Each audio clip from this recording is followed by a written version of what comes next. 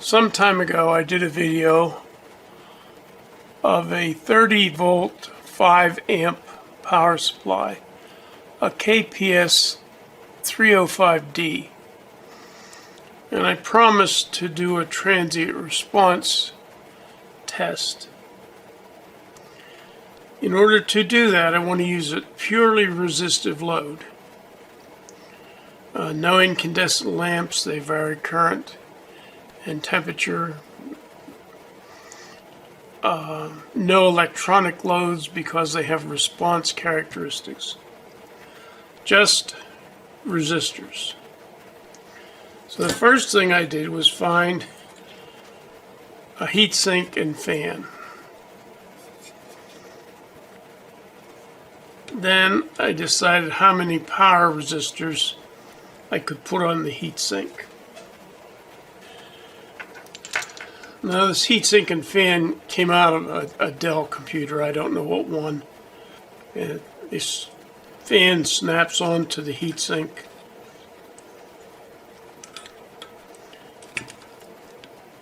Your mileage will vary on what you can find.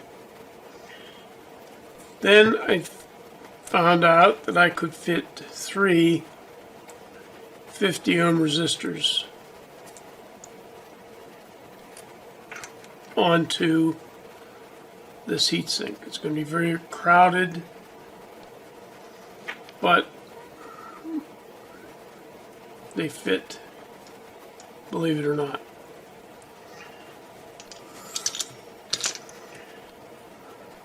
Then I had to decide what value resistors. You can buy these things anywhere from 1/10 of an ohm to 100 ohms or more. I had it in my mind that all 3 resistors should be the same value. So I came up with something, well, this is what I came up with. 3 4 ohm resistors. Each one is rated 50 watts. So if I just use a single 4 ohm resistor, I can do no more than 14 volts and no more than 3.5 amps. That's dissipating 50 watts. If I use 2 of them in series, I can essentially double the voltage, same 3.5 amps. And 3 of them, I can go to 42 volts at 3.5 amps. My next option, well, maybe the next option is to parallel 2 of them. Gives me 100 watts, 14 volts, 7 amps. That's the same as saying 1 4 ohm resistor, put 2 of them in series. You still maintain the maximum current, but you double the voltage. Put 2 of them in parallel, you still have the 14 volt maximum. Any single resistor, 14 volts. But you double the current. And then next we have 3 resistors in parallel, which has a 14 volt rating and it's 10.5 amp load limit. So those are the 5 configurations. I wanted to stay away from 3 resistors, say 1 in series with 2 in parallel.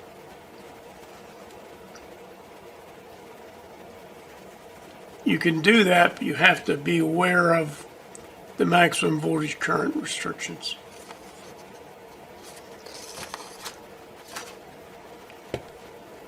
So we've got the heatsink, the fan, 3 resistors mounted on the surface of the heatsink. I found this enclosure, both top and bottom are symmetrical except for the fact that one has holes. The bottom has holes. Heatsink and fan will just barely fit in the case with the resistors. And I have a tiny bit of room here for jacks. I decided to use this very shallow voltmeter. Now I don't have any of the end plates, front or rear. I have to cut them out of some scrap. I did make a template for the front panel. Now I may revise this a little bit.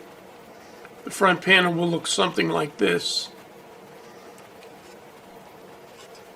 And I provide two templates here, one for cutting. Of course, the only cutting we're going to do is the insert for this volt amp watt meter. And of course, we'll drill some holes. What I'll do next is cut two pieces of plastic panel for the front and rear. As I said, this is an orphan enclosure. I'll provide the templates, but the only thing I could find thin enough for this back slot was some sort of composite aluminum and PVC. I'll use that for a back panel. And this is a black plastic of some sort. And it's cut out for the front panel. So what we end up with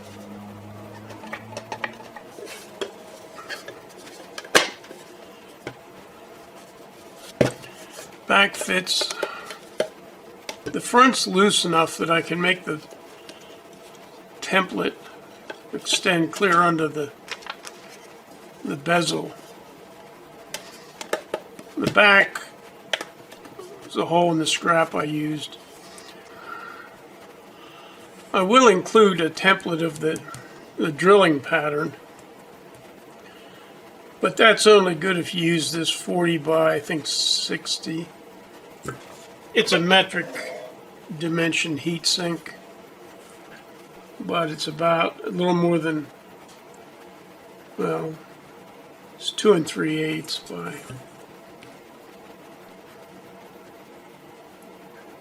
3 1/8.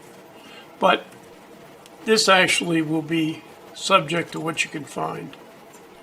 Again, it's only going to be good for this enclosure and this heat sink and fan. Well, at least the fan that mounts on this heat sink. I drilled and tapped the 6 holes using the template I made.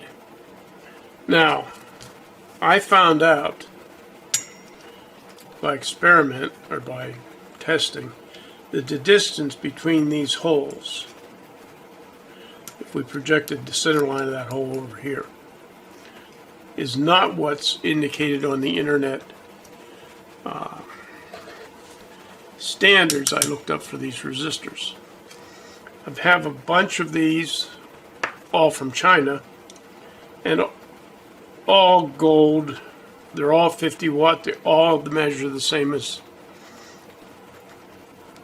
Now these are 4 ohm, but all the rest were all kinds of different various resistances. They were all 50 watt. They all match this dimension, which, as I say, is not the one that was on the internet. I have no idea. This is Chinese heatsink compound.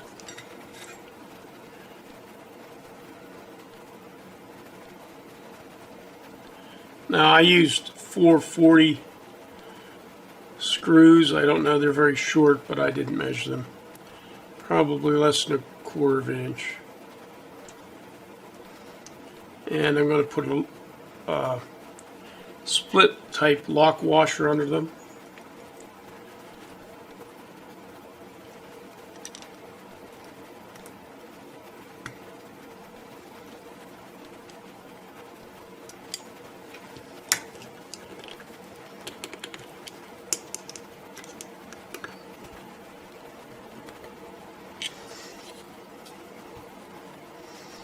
So there we have it. Now this, like I said before, this came from a Dell computer.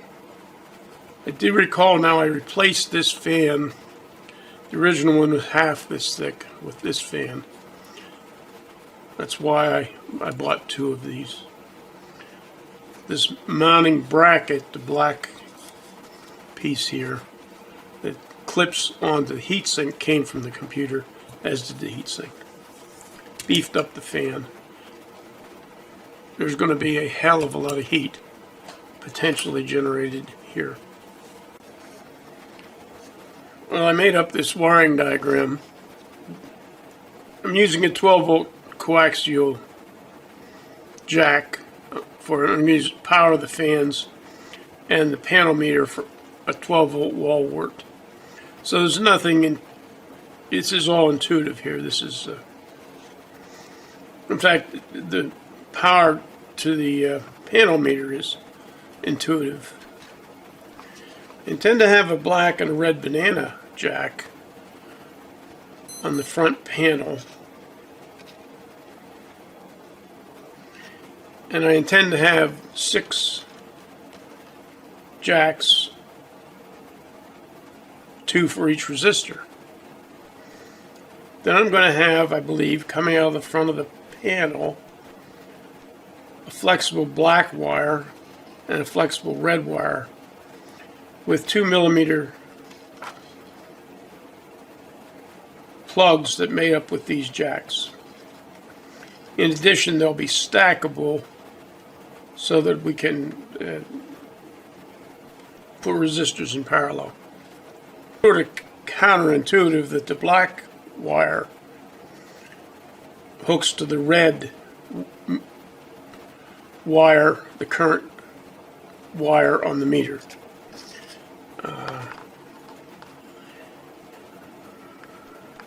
Here's the red wire, and here's a black wire, and it hooks to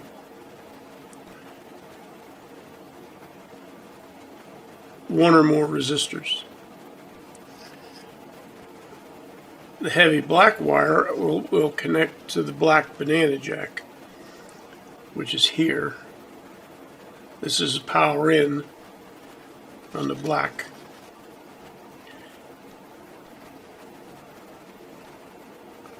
The sense wire, which on this voltmeter's white, will connect to the red banana jack. I don't know if you can pick this up or not. There's a damage. I have 3 of these and 1 was damaged. So I'm going to use a damaged one here. I've got a power supply at 10 volts and I've got one. Ooh, I've been talking. 10 volts, 2.7 amps, 4 ohms, 26.2 watts. And it's getting hot. So I wanted to make sure this wiring was right. And I was wrong about the position of the sense wire, but when I furnish this to you in PDF form, it will be correct. So I think this video is about 14 minutes long or so. And I'm going to call this the end of part 1. Part 2 will completely finish the case. That is all the holes, openings, the front panel. So you know what to do. Thumbs up, comments, likes. Thank you.